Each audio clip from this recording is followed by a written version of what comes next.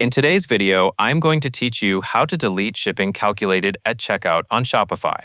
If you want to remove shipping rates that are being automatically calculated at checkout, the process is very straightforward inside your Shopify admin.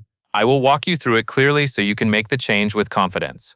Start by opening your Shopify admin and going to Settings. From there, select Shipping and Delivery.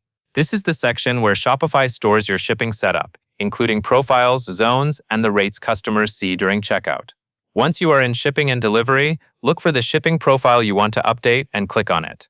Your shipping profile controls how shipping rates apply to specific products or locations, so it is important to open the correct one before making any changes. After you enter the shipping profile, scroll down until you reach the Shipping Zones area. This section shows the different regions or countries you ship to, along with the shipping rates attached to each zone. Take a moment to look through the listed rates and find any option labeled Calculated. These are the rates Shopify pulls in automatically at checkout, based on live shipping calculations. When you find a calculated rate that you want to remove, click the three-dot menu next to that rate. This menu contains additional actions for that shipping option. From the menu, select Delete. Shopify may ask you to confirm the change, so if that prompt appears, go ahead and confirm the deletion. Once deleted, that calculated shipping rate will no longer appear as an option at checkout for that shipping zone.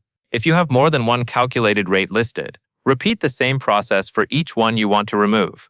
It is a good idea to review the rest of the shipping zone afterward, so you understand what rates will still be shown to customers after the calculated option is gone. As a quick tip, make sure you only delete the rates you no longer need. Shipping settings directly affect the customer experience at checkout, so it helps to review everything carefully before leaving the page. That is the full process. Go to Settings, open Shipping and Delivery, select your shipping profile, scroll to Shipping Zones, find the rates marked Calculated, and delete them from the three-dot menu. That covers everything you need to know.